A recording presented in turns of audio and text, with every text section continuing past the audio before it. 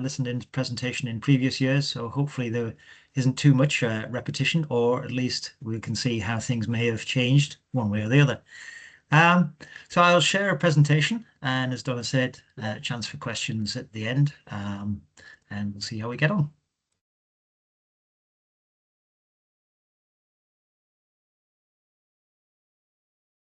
Okay, is that visible to everyone? Just a few nods, yeah, no Thank you, shakes of the Phil. heads. Yes, yeah, all great. good. Good, okay. Right, right. Obviously for the Venture North area and the areas that our rangers cover, I'll be looking at sort of Caithness and Sutherland predominantly, although there may be a bit of overlap into the northern parts of Rossshire as well, both on the east and west coast. So I hope that's the area that most of you are interested in. Not the entirety of the North Coast 500, but obviously a very big chunk of it. And so obviously one of the most iconic sites in the north there, you all recognise Smoo Cave. So, right. So our ranger team this year, we were able to recruit almost a full team. There were a few teething problems in getting recruitment sorted out early in the season. But yet the Highland Council had agreed budget for pretty much a full team this year, unlike last year where we were really just had a few rangers in Sutherland funded by a different mechanism through the Community Regeneration Fund. But this year it was from the main council budget, and so pretty much the full team. That isn't the entirety of the team in the photograph, but it is most of them, and I think it does have pretty much the ones that were in the north in that photo. And of course, you may have seen them tootling around in the wee white vans with the Ranger logo on the side throughout the summer. So a reminder of the role, it is an education role, not an enforcement role. And so they will try to talk to as many people as possible that are camping or in their motorhomes by the roadside, with it mostly most people obviously acting responsibly, but may need other information, advice, or where facilities are, etc. But then, of course, there are some that do need a reminder of what is responsible and what is not. And so our rangers will certainly talk to those people. And whilst they're going around, they will also keep an eye on the sites and paths around the area, as well as engaging with visitors. There are days when the rangers will be speaking to people in the communities, whether that's community councils or other community groups, but also businesses and landowners, land managers, and other organisations. Each ranger has an area assigned to them. I'll show the map in a minute of that, and then provide monitoring and service reports as throughout the season every week. So it's developing those relationships, as I mentioned, and then undertaking some site maintenance and monitoring core paths. So the way that's broken, we've broken that down throughout the whole of Highland, is into 18 areas. You'll see the areas in the north. For the start of the season, we found it difficult to recruit someone in the far north of Sutherland. And there was a little bit of toing and froing with rangers from the east having to cover the northwest, hence the sort of part-time there initially. There was another area, South Skye, where we were vacant too, and more part-times in Loch Harbour with those recruitment difficulties. So particularly in the north, we towards the end, about mid-season, so it was the end of August, September, we were able to recruit another couple of rangers, and so we did get Ian Nelson into North Sutherland, and Anne moved into Northwest, and Brodie then was able to concentrate on the east side, as he lived in Tain, so it was quite a bit of a trek for him to get up to the northwest in the early part of the season. Chaz has been with us for about 4 years now, so a very experienced ranger. He had covered both Northwest and North Sutherland in previous years, but as he lives in Caithness, had requested to cover that area this year, which is obviously much easier for him to get around and also very familiar with. Abby over in the Coigach and Assynt area an American girl based in Ullapool, but was very, very committed to the role and did really well. And we'll see the data that she's collected as well.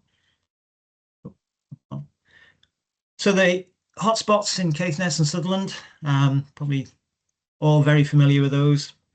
They're the same old ones every year. Although actually Old Castle Wick became a little bit more predominant this year. A lot of camping motorhomes overnighting in that area. But otherwise, those are probably the usual list year on year. Willingweed Falls, the internet sensation that it has become, continues to be very busy, and we'll see some photos of that later on too. So the data that we collect Highland wide, collated that. I know that's probably pretty small, but I'll go into detail in following slides. But so for each area, we collect all the data for all these categories at the top. And then I should mention at this point that obviously there are caveats on this data, as there would be with every collection of statistics. But we have to note that this is only from 3 days per week, the Friday, Saturday, and Sunday. So it will not be the absolute figure for every motorhome or every tent or every person that's come to the Highlands. It may be possible to extrapolate from that, but I'll leave that to others that are probably more experienced and knowledgeable about statistics. However, this at least does provide a consistency in every area, that every area is being collected on those dates, and certainly will give a very comparative snapshot between those areas. We did choose the weekends because it would be slightly busier, because it will probably include Highlanders moving from east to west or north to south. However, there is the perhaps converse element that sometimes a Saturday might be a changeover day for those that have stayed a week, and so you might get a reduction in those. But generally speaking, I think we would go that weekends are busier, so that's why we collect on the weekends. And of course, a lot of people come for the weekend from other parts of Scotland too. This does mean that there is the possibility of some double counting if people are moving from, say, Sutherland into Caithness or Rossshire into Sutherland. But we do try to keep that to a minimum. There is a lot of contact between rangers, and certainly each ranger shouldn't be double counting within their area, but we can't exclude the fact that it might happen between areas. And when we compare between years to look at trends, as we will do in the graphs following this, I have to note that there can be differences. Now, I've already mentioned that sometimes some areas are vacant, so that's going to lead to differences in the data collected. But also when the rangers actually started. Now, each year, they've started at a slightly different time, depending on how quickly we can get them recruited, or whether the funding was available, at Easter or not. So in April 22, we knew that we had the money straight away and were able to recruit early. And that was a little later in 23. And I'd say there was a bit of a gap last year. And then this year we were starting from scratch. And so it pushed the start date back a wee bit. And of course, well, I've mentioned the numbers of rangers and vacant areas. Also, within that, the data that's collected, although we stress the rangers, we need it all. Of course, it's human nature that some rangers may favour talking to people over trying to count how many toileting incidents there might be, and how much litter is picked up. So we can't discount the fact that there is that variation of what a ranger might feel is most important when they get to a certain site. So with all those caveats mentioned, we'll look at the data in a little bit more detail. So the top line first, this is comparing this year on the blue line, the total figure for the whole of Highland against the lower line, which is 2023. So last year we had a full team. The yellow highlight shows that that figure is higher. So on most of the data that's collected, most of the aspects, it was actually higher in 23. But that may be accounted for by a number of those caveats I mentioned. But there are a couple of things that were higher this year. The number of fires that the rangers had to put out, their motorhome waste dumpings, Reports to the THC website. Now, this might be litter problems, overflowing bins, but it could be other issues like toilets being out of order, or road issues, roadblocks, or huge potholes that have become an issue, things like that. So, but most of those reports would have been on overflowing bins, but there are some other things that might have been in that. And more dogs were seen under control. So perhaps that's a positive. And of course, fewer that were out of control. So that's the Highland-wide total. When you break that down into individual areas, it's a very mixed picture, and it is very difficult to sort of state absolute trends. The table below, you can see it broken down into the 18 areas, and I've highlighted the north area. And what I'm doing here is comparing the numbers that are actually observed, and with the average that's observed per patrol. I mentioned earlier that there were, this year the Rangers started later in most areas, and some areas were vacant. So that means the number of patrols that were carried out were actually fewer, as you can see at the top, than 23. And the number of sites, therefore, that are visited is lower. So with that in mind, that the number of both motorhomes, campervans and tents that are seen per patrol is interesting to note that these could be higher than they were in 23. Where I've highlighted these in orange in the motorhome column, these orange figures are higher than the Highland average, it's worth noting.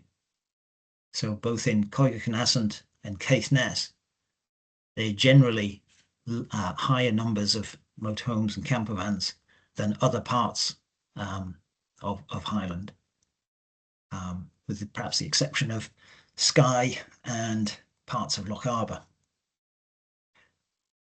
Tents in general are lower than they have been in previous years, but you'll see that some areas are still showing a very high number, both in absolute terms and on average per patrol, but not the far north. The numbers of camping off-site seems to be decreasing in the far north, whereas motorhomes is a mixed picture with perhaps a slight increase.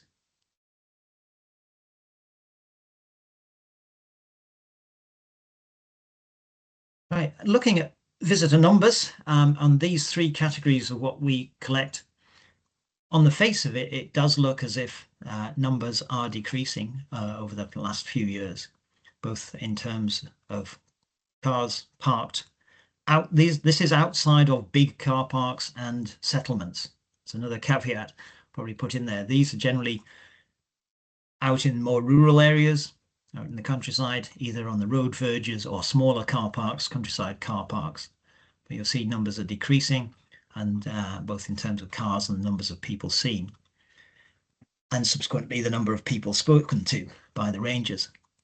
However, if looking at particular areas, it's not a uniform picture. There are some areas that certainly are decreasing in some of these categories, but some areas are either holding steady, say like Loch Ness here, or some areas are increasing. People observed there in West Loch Arbour has increased. So it's a very mixed picture across the board. You just can't just take that headline number for granted. So I mentioned this thing about the observed numbers and the average per patrol. So honing in particularly on the far north, we can see here that both in terms of recreational vehicles, motorhomes, campervans, and tents, how that varies between 2023 on the top line and 2025 below. That again, it's that mixed picture. You can see that it's the numbers this year were lower in Caithness and particularly North Sutherland. But this year the number counted was much higher in Caithness. And then how that reflects into the average per patrol also is related there, with Caithness and Caithness showing a much higher average and higher than the Highland average than other parts of Sutherland. And as I said earlier, tent numbers, both in terms of absolute numbers and average numbers, have definitely decreased. So looking at the specific issues then, and the things that the Rangers will talk to people about and advise them, usually again, or to think more appropriately and considerately in what they're doing. So camping close to cemeteries, obviously very unsatisfactory with a lot of communities, and very and not very well appreciated. Making a mess in a woodland area and having a fire. This season was particularly dry, and so there was a lot of high fire risk. That was the same in 2023. Last year was a bit of a wetter summer, so we didn't have quite as many fire issues in the Sutherland last year, but certainly in 23 and this year there was a lot of high fire risk periods. So we were very hot on, pardon the pun, on making sure that there was appropriate and responsible use of fires and having a zero tolerance in high risk periods. So driving off-road into fields or crofting areas, common grazing areas to camp is something else that would be picked up on. And then close to houses and buildings also very severely frowned upon. You know, it's not something we would like to see. So these people would have been asked to move. So in terms of numbers, so you can look there in the north within the red ring, you see that the numbers of tents decreased across every part of the far north. As I mentioned earlier, it's not a uniform picture. Certainly the number of tents is slightly higher in Loch Ness, but generally in most, and North Loch Arbor, slightly higher than the last time. But most areas show a bit of a decline in the number of tents off-site. But one of the things of most concern of outdoor camping off-site is outdoor toileting. And again, it is that mixed picture, but some areas showing a big increases in this, such as Skye, and in our area in Caithness, big increase in outdoor toileting incidents seen. And in the northwest there, but some decreases, say in Caithness and other parts. But still a bit of an issue, even if the absolute number is lower. It's a mixed picture across Highland. So the things of concern when camping, there was an increase certainly noticeably this year of people camping in their cars or having these extension tents out the back of the cars. It seems to be the next thing after roof tents, and we'll see more of that later on. But this seems to be a growing fad, camping out the back of the car. So there's still this driving off-road and near a historic building at Culra House in a huge tent as well. So not really access code compliant. Of course, driving off-road, it leads to muddy ruts and erosion problems. And of course, occasionally there is the abandoned tents. This one just left there on the roadside. Numbers of abandoned tents were fairly low this year. There was only about, I think, 4 across the north, but still a bit of an issue, you know, and something the Rangers will collect and pick up. And fire sites and repairs, obviously mentioned them earlier, and you'll have seen lots of fire sites around yourselves probably. So the scars that leaves behind are in appropriate places right by a lay-by, just leaving piles of rocks and rubbish in amongst them.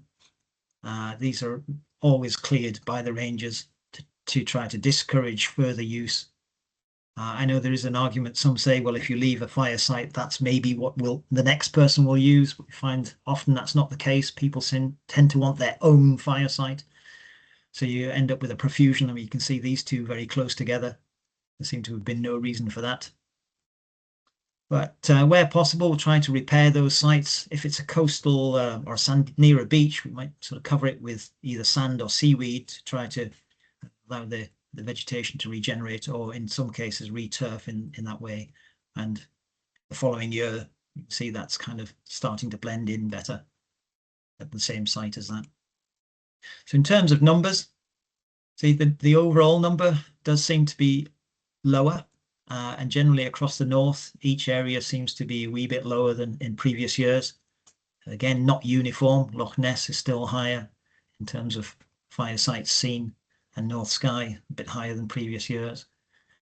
But what we did see this year is a number of fires put out, just a few more than last year, but it's still a sort of either rising or static trend. And particularly this year, you can see a huge spike in Caithness. So I presume that the ranger in that area is really keen on ensuring that responsible fire use was followed, and generally put out when there was a high fire risk area.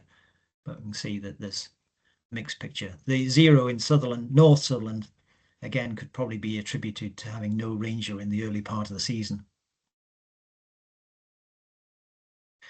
Waste and litter, another thing that the rangers are really sort of keen on, and obviously trying to clear up where possible, and making sure that the countryside is kept as clean as possible. But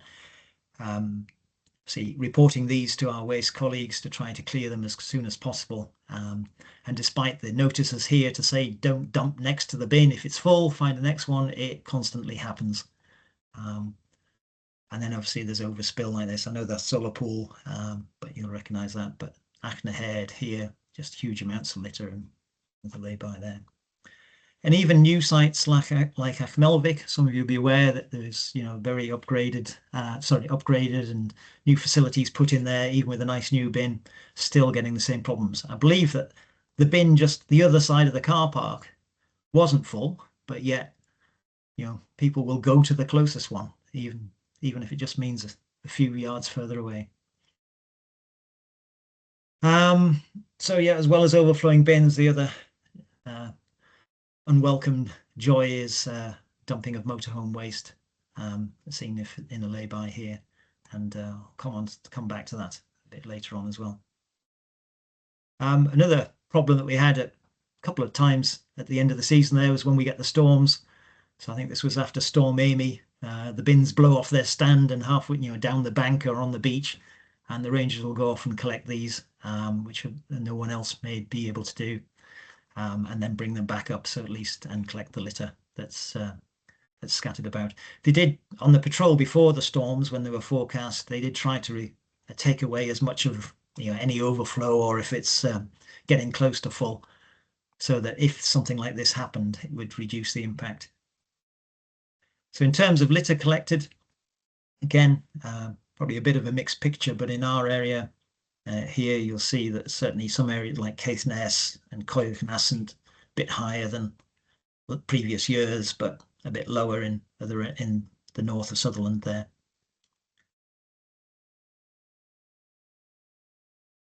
So car park roof, roof tents. So that shouldn't be car park roof tents. It's called car roof tents.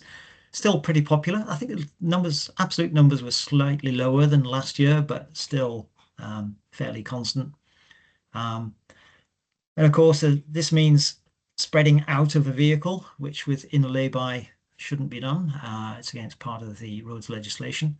And some people believe that they're camping, and it's part of the access code, so we have to disabuse them of that notion, and that really these types of setups should be on a campsite, a formal campsite.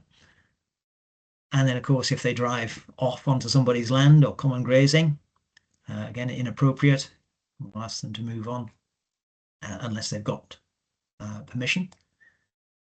And then just spreading out, obviously these little caravan tent things, as well as driving off the car park and onto the grass, potentially eroding that with these sort of setups. And some of them can be quite extensive, certainly not appropriate for a car park. And then, those that really drive off, not always just the 4x4 roof tents. Sometimes the vans drive off into the dunes here, but perhaps more frequently it is the Land Rovers that are driving off, especially if they've got a roof tent on. And this is the sort of thing that can happen over time. It just gets eroded and worn away. And so try to discourage as much as we can people driving off-road to set up their camps. So onto motorhomes and camper vans. Obviously, there'll be some favouring fantastic views like that, and if in relatively small numbers and contained within the vehicle, is acceptable. But numbers will increase, and then they'll drive off-road, and it becomes less acceptable. Tane Links is becoming a very popular place for overnighting. See, that's not one of the car parks that this is acceptable at all, but it's becoming very popular down there. And then again, the Bone Caves, there's always a few overnighting in that area. And Lather and Wheel, again, another popular place for the motorhomes to stay overnight. Again, not one that the council encourages any use of at all. But they're not spending the nights on some of the campsites where they should be. So again, it's something we just need to find some better solutions for. In terms of numbers, mentioned earlier that motorhomes generally kind of remaining roughly static, a slight decrease, but again could be accounted for by just our availability to count them. So I would say that's overall static. You'll see the picture across the board. Some areas show a bit of a decrease and some show a bit of an increase. So it's a very mixed picture. So yeah, East Roth and Sutherland a bit higher there. Where have we got? Yeah, Northwest a little higher than last year, but quite a bit down from 2 years ago. Sorry, that's 23, so that's a bit higher than 2 years ago and quite a bit down from 3 years ago. Then there's the issues with motorhomes. So when spreading out in a car park and preventing others from using some of the facilities, whether that's a picnic table or just commandeering a big section of a car park, or letting out the grey water waste, obviously not as damaging as the black water, but still not pleasant and shouldn't be done. Lighting fires in laybys, especially if it's quite a crowded one like that is. Here the ranger spotted these people actually emptying the Blackwater cassette, managed to get them to tidy it up as best as possible. Didn't quite get the photo of that, but this one where someone had been earlier throwing the Blackwater down a drain. Obviously not something we want to see. The numbers of motorhome waste on the roadside has certainly gone up quite considerably this year, and particularly in Caithness and Northwest Ross. They've recorded a lot of incidents seen by the rangers in those areas. Within Caithness and Sutherland, some slight rise in Caithness, so lower figures in general, but not an encouraging picture at all. It's still a problem that's happening in too frequently. I mean, one of these incidents is bad, but that many is even worse. So, sorry, looking at that spot. So looking at a site in particular, I mentioned it earlier, the Wailing Widows Waterfall, or Weeping Widows. It's also known as, become that internet sensation. And just the picture over the last few years. So this is, 3 years ago, you're starting to see the road verge being chewed up. This is on the east side, and on the west side, you're starting to see a bit of that torn away. About 2 years ago, that's become pretty apparent. And then this year, this is just the west side. It's now stretching a lot further, and most of the grass has been worn away. And this is the sort of numbers of cars that are often seen there on a sunny weekend day. It's just becoming more and more of an issue. I think there are some discussions being made on whether a car park is appropriate there. I think that there's no news yet as to whether that's making any real positive progress. I think we've got the landowner on the east side, Austrian, and they're difficult to get in touch with. And on the west side, I think that may be John Muir Trust, and they're certainly talking about the possibility of something like a stack poly type car park, whether they're probably not as big as that, but maybe looking at that sort of model. But we'll wait and see if that's going to happen. The path up to the waterfall itself, I mean, this is from 2 years ago, and I'm sure I haven't got any recent photos, but it's not going to be any better than that. You can see it's well worn away, very muddy, peaty, slippy. The potential for someone falling over and possibly off the edge is probably increasing. So it's, again, something that probably need to pay some attention to. The other site I'll mention, Canabine, it's one that we've monitored for the last few years and discouraged people camping from these 4 sites by putting up either this sort of green mesh with signs explaining what we're trying to do to regenerate the macha. Oh, sorry, that one's hidden behind. It was a rope area, but over time that has regenerated and the macha is improving. And we've put up some signs at the start of the path leading down. It looks like more a managed site, and we are seeing an improvement in there, even though the numbers are still fairly constant in terms of motorhome use of the car park, but at least camping numbers certainly seem to have decreased. But other works that the Rangers have done, path clearance, this path at Scourie, overgrown with gorse, so the Rangers got together and cleared this route, or at Helmsdale, where again the vegetation was encroaching on the path, so cutting that back.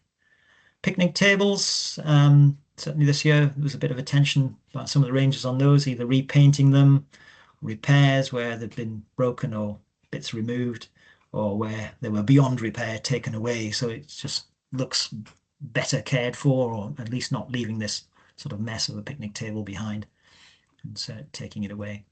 But other things, here at Achmelvik, there was this stone that was often tripping people up as they went through the gaps to the beach, so trying to get rid of that to avoid the trip hazard. And we've put in a lot of people counters around the site. It's a tourism section had got some money and wanted a number of more people counters. So this one's at, there's one there at Achmelvik. This one I think is at Ardfrek. I think we've got new counters now at Smoo, Wallago, Firish. So we've got quite a number dotted around. Obviously, we're only put in sort of mid-season, so this year it's not really worth presenting those figures as yet, but it will give us a better idea next year and beyond as visitor numbers at each of those sites. Oh, sorry, this one's a little out of sequence. I was just showing really the bottom there. You can see the car park over in, I think this is 2021, where we were starting to get motorhomes filling the car park, and we'll see this year it's still the same.